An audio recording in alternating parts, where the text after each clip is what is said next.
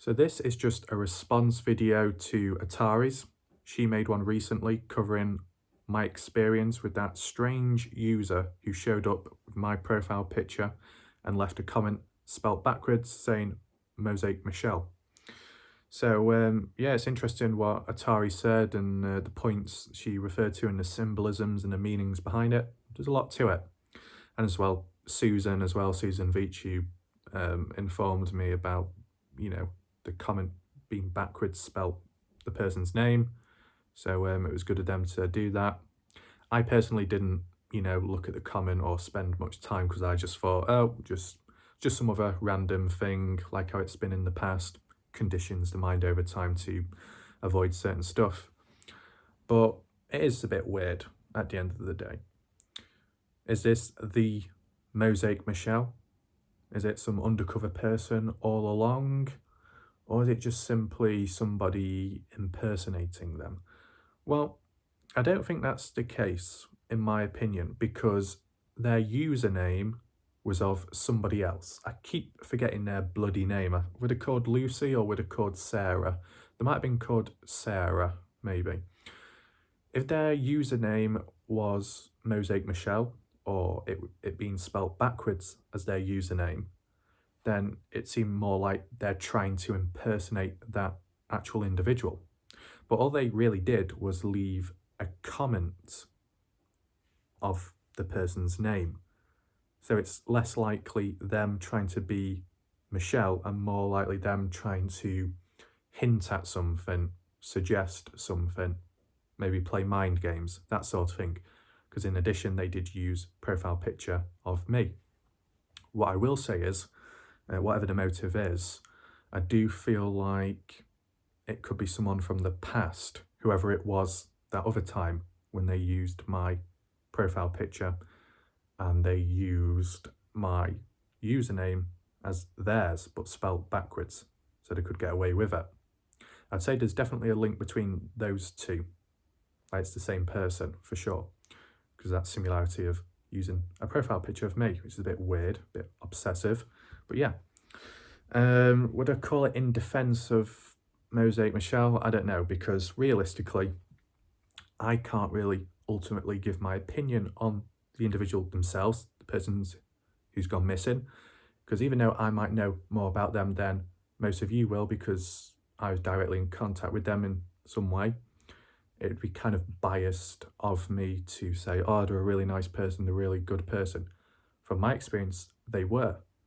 Just like how I might come across the odd other individual. I tend to mention all the positives because it's true, but other people might see a different side or might say, yes, but Andrew, you need to look at it from this angle. You need to understand that because, whatever the case might be at the time.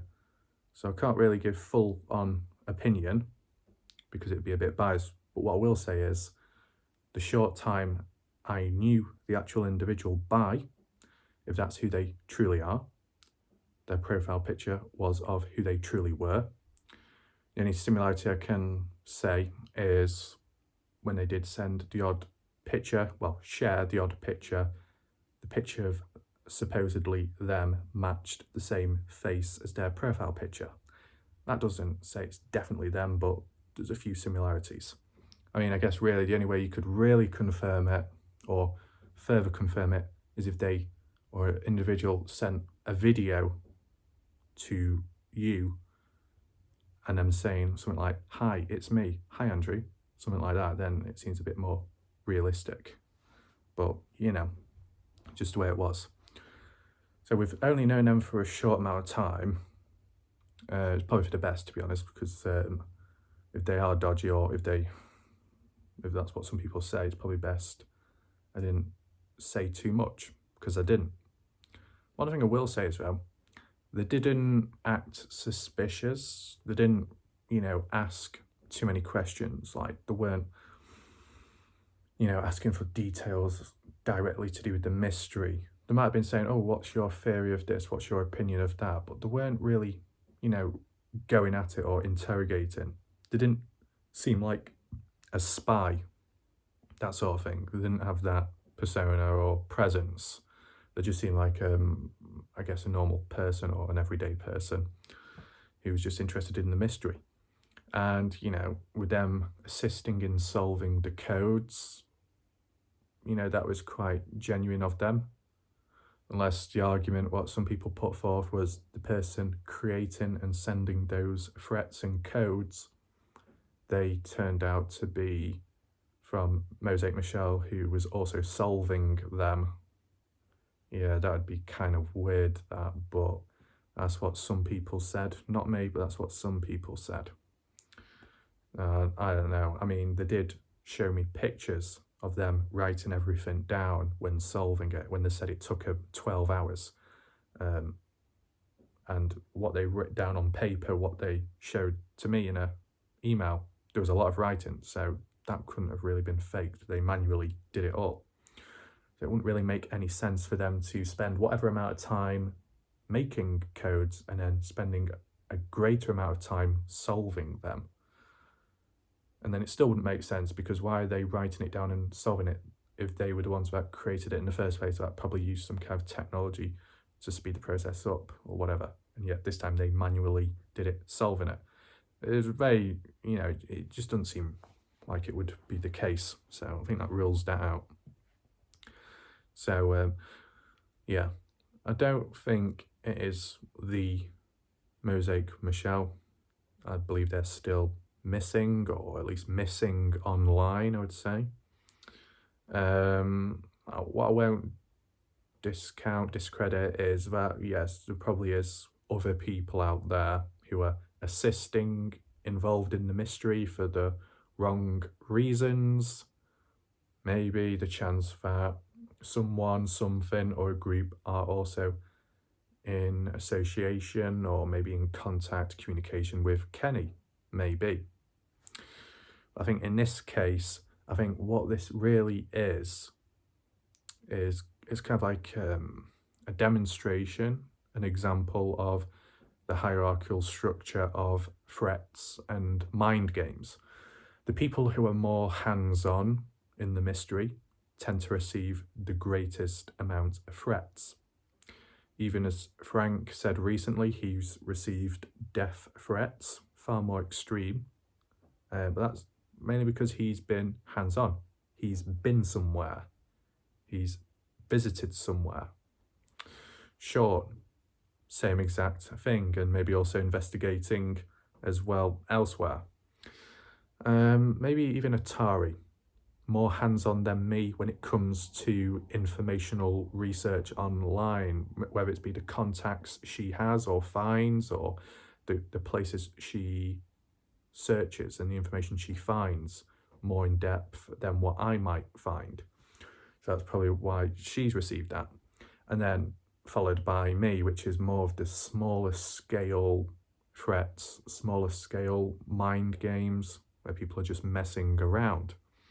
Because let's not forget, one of the Lemmy Kilmister accounts in the past, when I covered it, they eventually left a comment saying, "Oh, hey, it's me. I'm just a fan. I just wanted to be recognised in your video." And then they deleted their channel, or they changed the username, and that was the end of that. And then the odd case where someone might have had the grudge against me, so they've acted out or done something a bit dodgy. So, you know, it's more smaller scale stuff. I mean, yeah, some people out there will say, "Oh, you got to be really careful. You got to be really careful. Anything can happen." Yes. My opinion is, yes, I do understand and I do respect the unpredictable nature of whatever, whenever, with whoever, both positive and negative. That can happen. True. But when it comes to, you know, dodgy people, and I mean dodgy people, and when I say bad people, I mean bad people, I've not been in a situation yet to encounter that. So I wouldn't really know. As said, normal humans, everyday people, have caused me more pain than bad people. So when, you know, certain times when people say you got to be careful around these really dangerous people or really bad people, I'm not, you know, fully cautious in that sense, because I'm thinking, well, because I don't have to worry about them at this moment in time. I have to worry about normal people because I've had more encounters with them than I have with bad people. So that's like how my mind works. And yeah, I think that pretty much just sums it up, because that's really it. Unless something else happens, if they show up again. I mean, if they do show up again or something kind of similar, relatable happens, I don't know if I'll cover it, because the other pattern is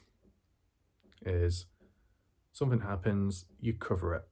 Then something else happens, you cover it, and then it keeps going on. Once you stop, or once you think, oh, can't be bothered, they end up stopping. So, you know, it's happened before, like with the binary codes. I don't mean the original ones, I meant other people that were just starting randomly doing it like it was some degenerative trend. It's all to do with the trend, that's it. If there's no trend, or you cut the cord, the trend dies. So this might be just yet another degenerative trend which is occurring right now. So as the main cause would be, the main solution would be, is just to simply not cover it anymore from now, okay? So I'll see you in the next video, whatever that may be, and yeah, goodbye.